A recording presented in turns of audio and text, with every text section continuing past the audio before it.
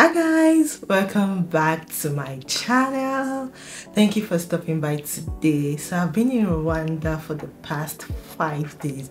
I cannot believe that time has gone by so fast. I've just been enjoying myself and just catching fun and all that good stuff. So today I just thought to share some shocking things I found out about Rwanda.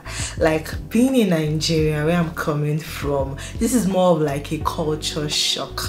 You know, things I read online and now coming to experience it myself, and I'm like, this is different. This is different from what I thought. So I'm going to be sharing at least 10 things. 10. So without further ado, let's get right into it.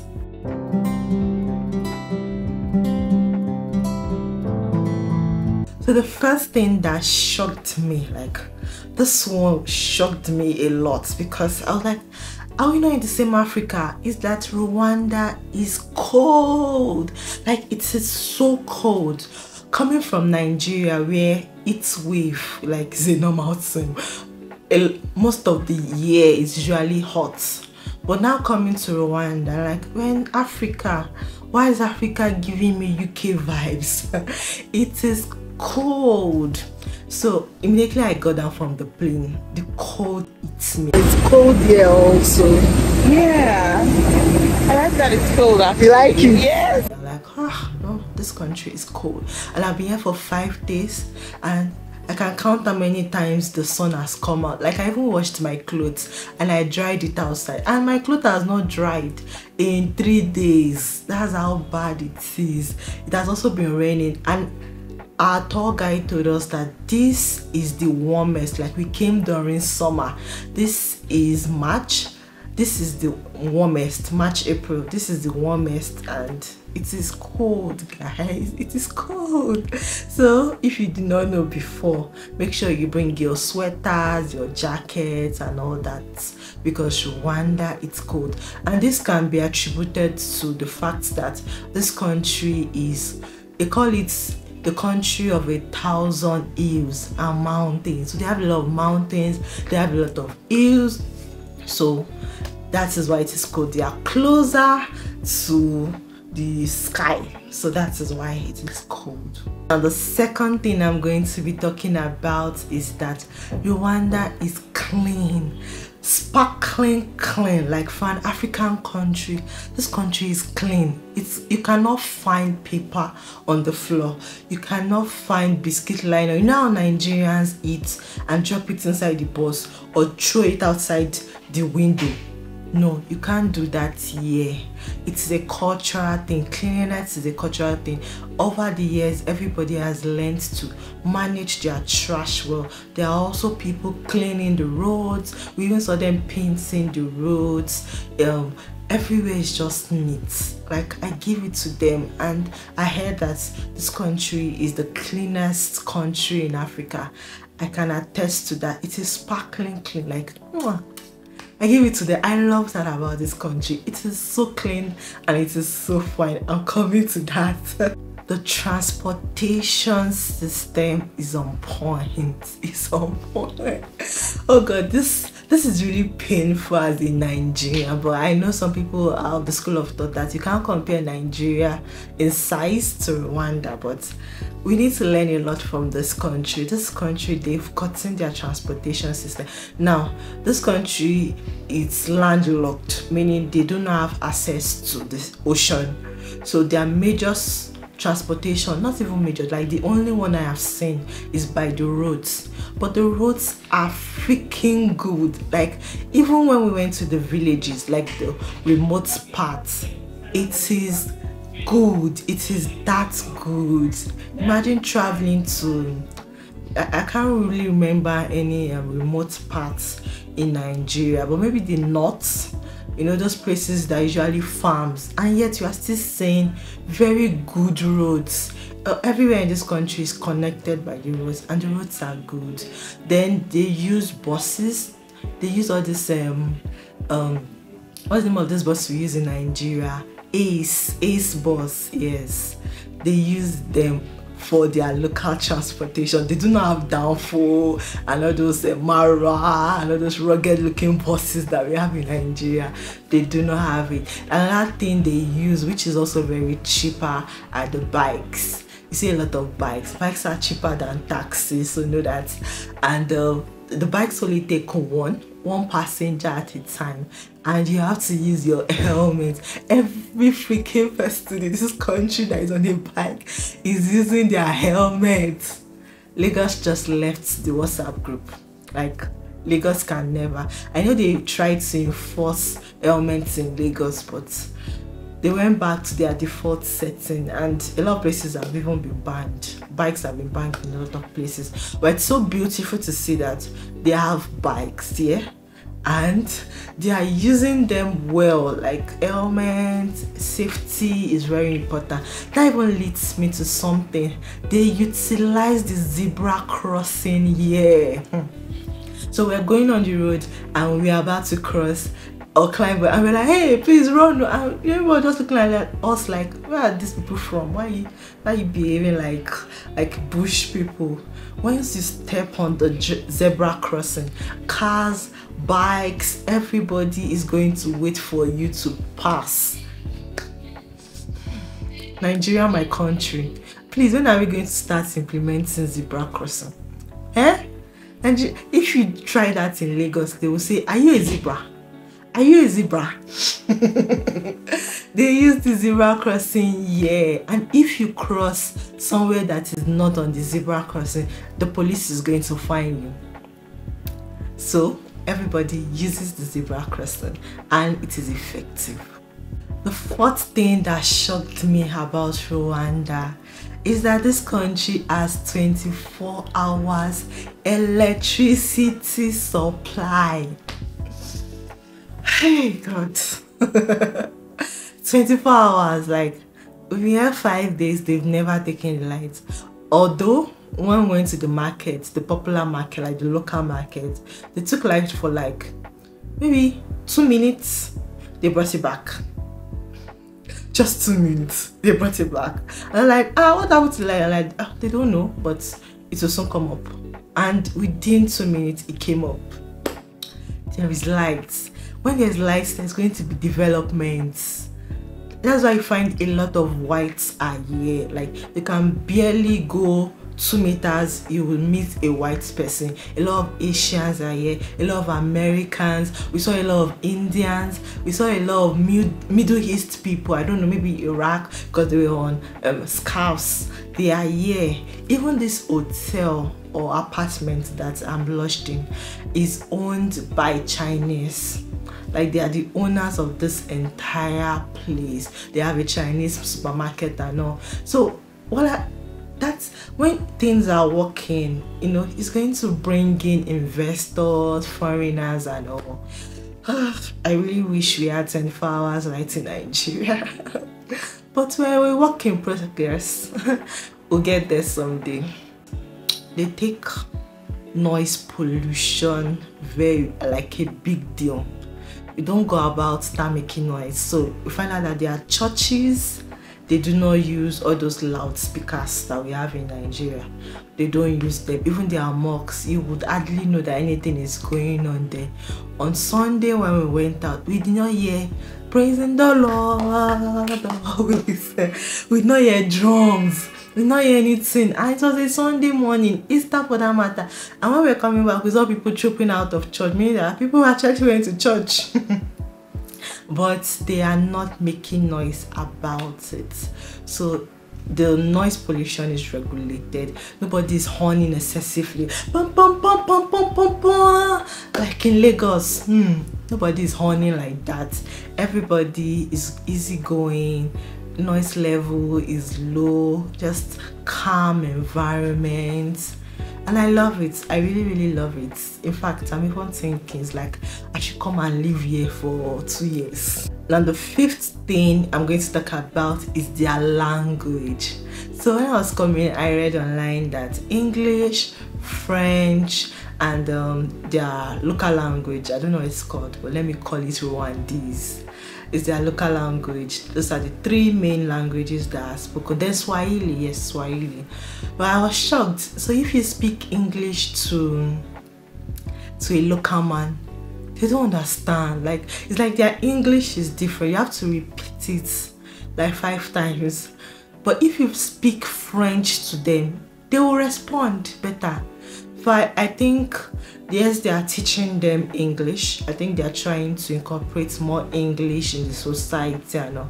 But French is generally more spoken than English. After Rwandese. Rwandese is spoken by everybody. Everybody understands. I remember my friends that they were just speaking the language. They're like, I don't understand.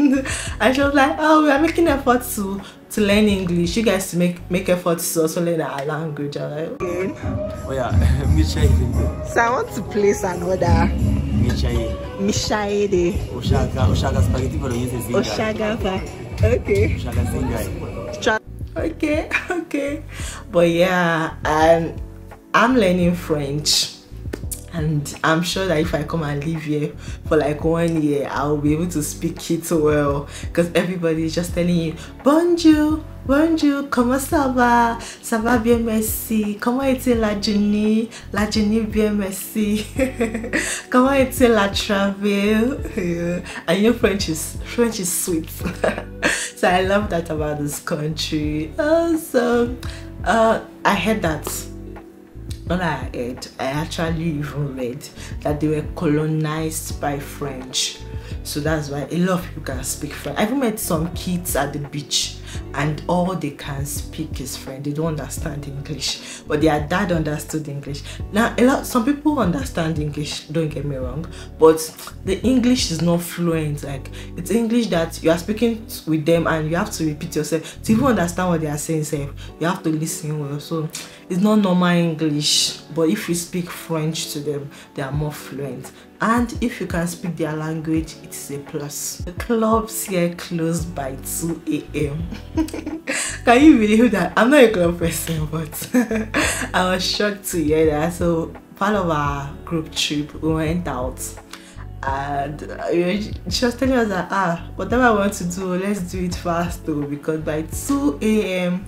everywhere is going to shut down. Now the president put that in place so that it's going to reduce the amount of drinking amongst youths. So I heard they drink a lot of beer here, like they like beer. So what the president did was just trying to control it.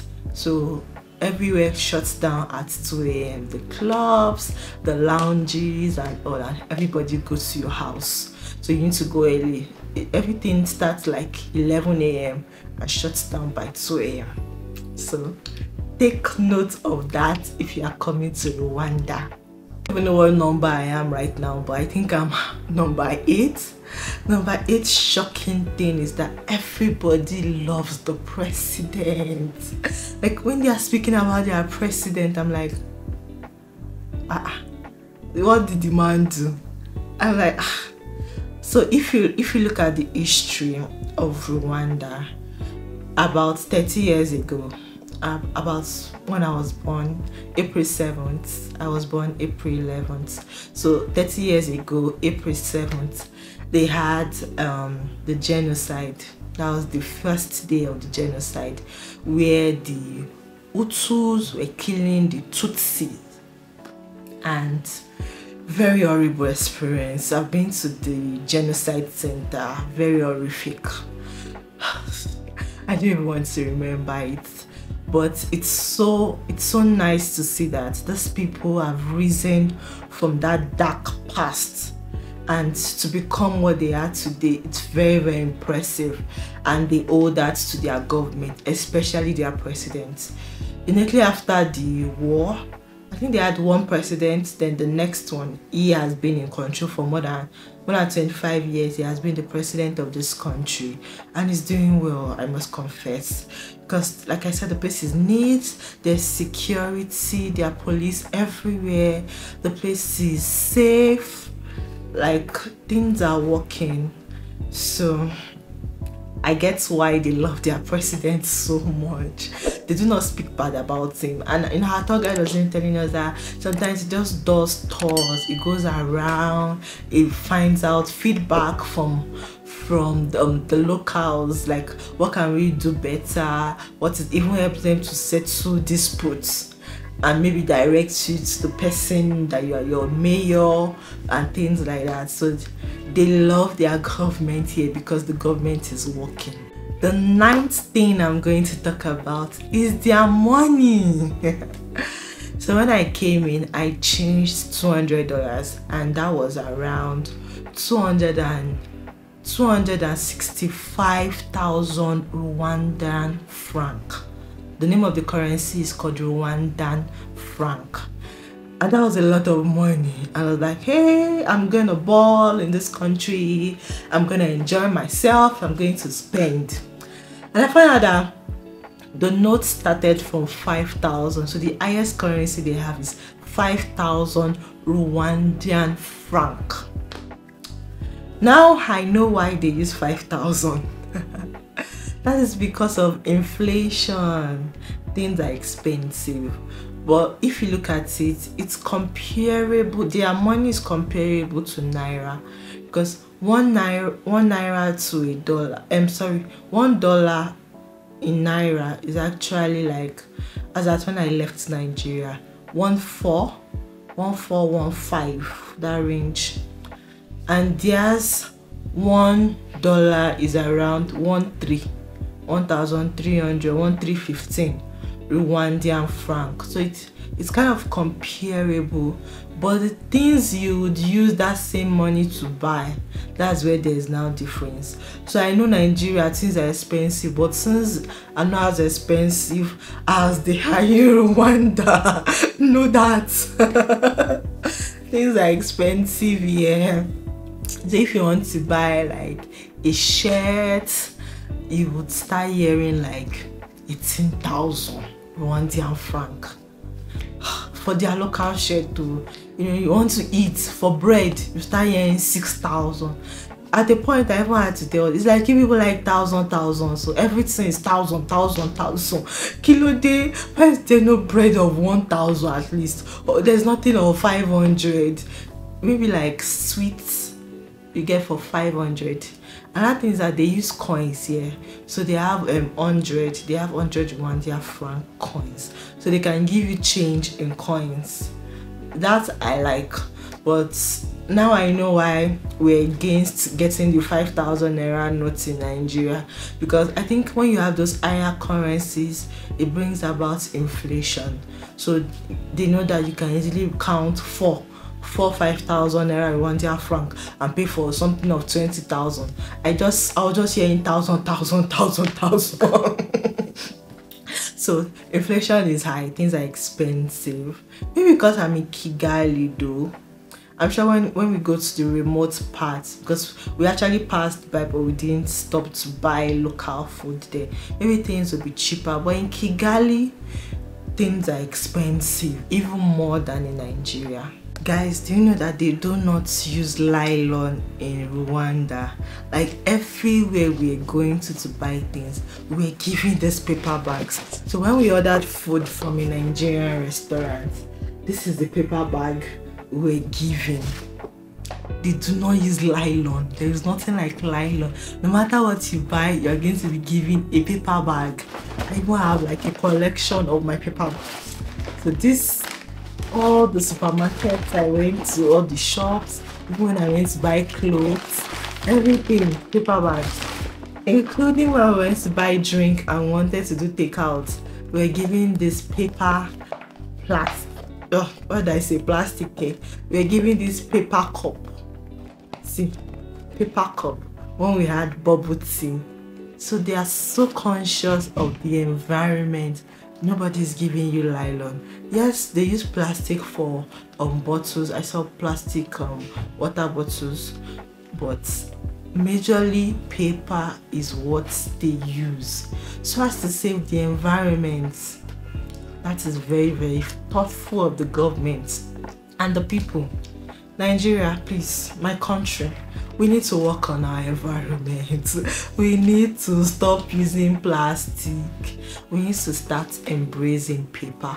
Paper will easily degrade. That's the concept. This is biodegradable. It will easily degrade and it will not litter the environment. So good one. Now the last thing I'm going to be talking about Rwanda is the people. The people here are very warm. That shocked me. Nobody is trying to collect your money. Nobody's trying to steal your things. When we went ziplining, we dropped all our belongings, my phone, my camera. I dropped everything. There were a lot of locals there, and I came back. I met everything intact. Even when I'm going to the market or anything, I'm not afraid that somebody is going to remove my purse. Imagine going to a Koidumota, we went to that kind of busy market, and I was not afraid that anybody was going to remove my purse, steal my thing. When my cap even fell down, somebody picked it up and gave it to me. So I like the fact that the people are warm. I made a lot of friends from the cleaner in the apartment. It was warm, teaching me how to speak French, being my friend. When we went to the restaurant, I made a friend. Her name is Hannah. Hannah, if you're watching, hi, Anna Maria. They're so friendly to me, and everybody is warm. Nobody is trying to steal from you, but some people are trying to take advantage that you don't understand the currency though. Like in the market, you need to bargain. That you have to price them. They'll start with the thousands. You have to go to the lower thousands. So I feel that everywhere you have to bargain, but it's still fair. Nobody is trying to scam you, because you're a foreigner. And I love that about them. The people here are warm, and it's such a beautiful country. Let me just conclude with that. And should you visit Rwanda? Yes, 1,000 times. The country is beautiful. I love the scenery. You see the mountains, you see the hills, you can even very nice views. I wish I was able to fly my drone, which that's one thing I didn't even mention. So drones are not allowed. My drone was seized at the airport. I'm going to collect it when I'm leaving the country, but I went to their website and I found out that if I want to fly a drone, I have to register and I have to pay like $2,000. I don't have that. All the money I brought to this country is not up to $2,000. So I can't fly my drone. But in terms of the views are amazing. They are magical. Such a lovely country. And I'll end by saying, visit Rwanda. Alright guys, if you have not subscribed to my channel, please subscribe. I'm going to be sharing more experience, adventures on this trip, and even more content after that. So please subscribe, give this video a thumbs up, and leave your comment. What do you think about Rwanda? Would you want to visit with all the things I have mentioned? Let me know in the comment section. Alright guys, till my next video. I'll see you in the next one. Be good. Bye from Rwanda.